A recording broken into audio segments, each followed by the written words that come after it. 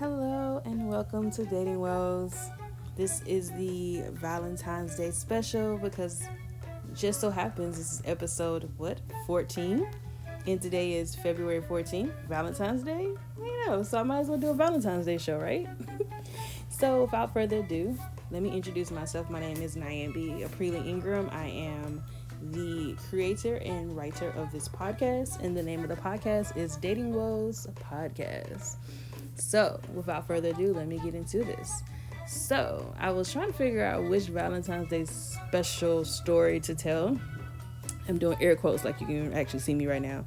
But one thing I will tell you is it is a crazy story. First and foremost, this was one from 2008. It was a guy who, this is one thing I want to tell you guys, is never date a coworker. That's the first thing I want to say. And I'll tell you why at the end. So try to make this one short because it's not really a long story to tell, basically. But let me get to it. So it was this guy I met. Of course, he was not the same nationality as me. This guy was Caucasian, and I decided to date him when I was living in Nashville, Tennessee. He was cute, he was blonde hair, blue-eyed. He was in the military, pretty smart guy. We had lots of intelligent conversations, played video games. He happened to work with me at Best Buy, which was interesting because we both had similar tastes when it came to technology. He was a tech buff like I was. We had a lot of things in common. He was really cool. He told me that he had a brief relationship with a girl in the military, she had a husband, so they cheated on with each other, and he left her alone and left the military after that because she chose her husband and not him.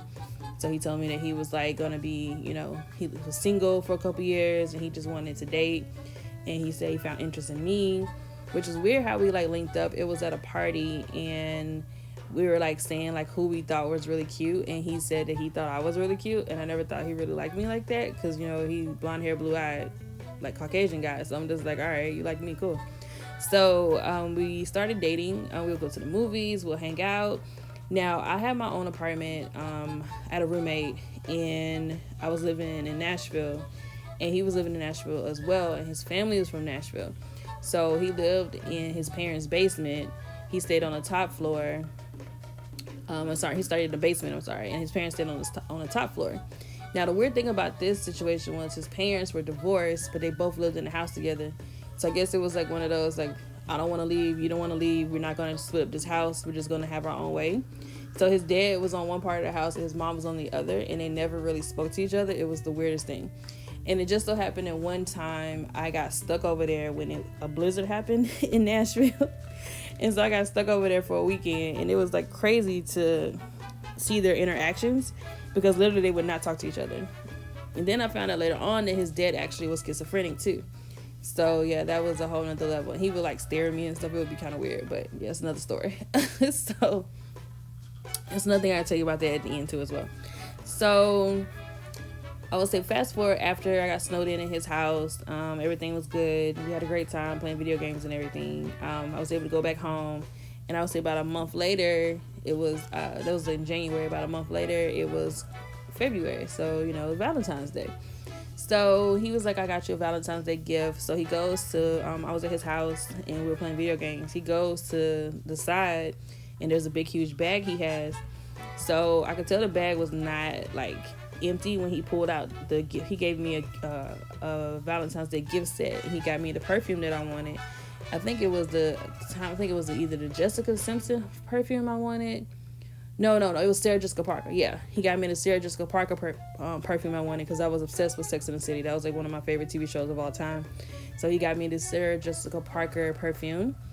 And then he also got me a smaller perfume set. It was a Britney Spears set, he said. And I'm just I don't know why he got me this, but I'm okay. And he got me a box of chocolates and everything. He got me something techie. I can't remember what it was. I think it was a game controller or something. But it was cool little gifts. But it was other stuff in that bag. And I'm just okay, But, I was thinking he has his mom and his sister. That's pretty much it. I don't think he's giving anybody else any Valentine's Day gifts because we spent Valentine's together. We went out to eat and everything. Had a great time. He was really cool. And he was always at my house. I was always at his house. So little did I know that he was doing anything else at all whatsoever, because like I said, we were always together. Either he was at work and he picked up a second shift to work because he wanted to move and go back to school. And, you know, military was going to pay for it. So he was like, I'm going to get this extra money because I want to pay off my debts before I go to school so I can just focus on school. And, you know, he's being very financially, like, smart at that point. So when he wasn't working, he was literally with me. So, you know, we were having great times. And we'll be like, it'll probably be like one day we didn't spend with each other. So fast forward to like about like I said, 2 weeks later, I started noting a few things, but, you know, I didn't really think anything of it because we were still dating. So fast forward to the summer. Now, mind you, we've been dating for a couple months now. He helped me out of a financial bind when I had a party that I threw and I needed help, and he was able to help me through that situation. He was able to help me out with a few other things. So, you know, he was a really great boyfriend. We've been together for a few months. He celebrated my birthday, went to Chicago out of town to be on a like Judge Mathis show. Yeah, that's another story too, by the way. I was on an episode of Judge Mathis, but yeah, you can still see it on YouTube, but yeah, that's another story. But he went to see me on the show. I mean, we had a really great time. So fast forward to the summer, and, you know, I started noticing he was being like a little distant, and he was supposed to start school soon. And I'm just like, so what's going on? Are we going to go forward with this relationship? We've been dating for a while now. Like, what's going on? So then he proceeds to tell me that his sister was having problems with her dude, and they're not ever getting married, but she has like 3 or 4 kids by him or something. And he was like, yeah, he's starting to reevaluate what he wants to do in life, and he doesn't know if he wants to be in a relationship. And I was like, okay, that's fine, whatever. Like, if you don't want to go forward, that's fine. I might be moving away anyway. So, especially when I graduate, so we'll just figure this out. And he was like, cool, whatever. So we continued to see each other. Then, like, we broke up, and he wants to tell me that, oh yeah, by the way, you weren't the only one I was dating this whole time. And I was like, what? So my suspicion was correct that on Valentine's Day, he did have other gifts in the bag. He had a gift for his mom, but he had a gift for his other girl that he was seeing too. So he would see her once a week versus he would see me like 5 to 6 days a week. And yeah, that's how it was. So he had someone else that he was dating the whole time he was dating me. And I'm just like, really? Like, this what you've been doing this whole time? When you would disappear on one day and I wouldn't hear from you hardly, like you would text me good morning and good night and that would be it kind of thing. But I would just chalked it up as like him being busy. So then like he proceeds to tell me that he is leaving Nashville because he linked back up with the woman that he had messed around with in the military. Supposedly that was the love of his life, and he wanted to leave and be with her and not be with me anymore. And I was like, what? Like, I was like, you gonna go back to this woman? She leaving her husband? I'm like, really? Is that what you're doing right now? I'm like, all right, whatever. I'm done with you. I don't care about you anymore. Like, you know, we got into a heated argument and stuff. So then, you know, he's in the military, and he's, like I said, extremely smart. Then he proceeds to, like, threaten me and stuff. And I'm just like, oh, my gosh, this is so crazy. And so at the time, my sister was staying with me that summer because she had, like, she was in school that summer, and she wanted to do housing, so she just stayed with me. So it was me and my little sister at my house, and it was so crazy. And this guy's, like, threatening me and stuff. So I had to go to court, go do restraining order, all these other things, which is so crazy. I've never had to do it. And he was still working with me at Best Buy.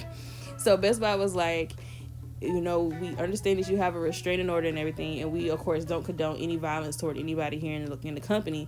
But what you're going to have to do is either work together or you're going to have to both let you go. That's like the law in Tennessee, which was so stupid. So I had to work with this man, even though I had a restraining order against him. So he was like, he had switched from department, so he wasn't working in my department anymore. But I still would have to interact with him sometimes. It was the most awkward thing ever. And then he finally ends up quitting right after we had the court case. He ended up quitting. And he moved away with that lady, and that was like the last I heard of him. And then, like, of course, I don't know where he is now, but yeah, that's my Valentine's Day crazy date scenario situation type thing, which is so crazy. But definitely thank you so much for listening. This is my February 14th Valentine's Day oopsie crazy story.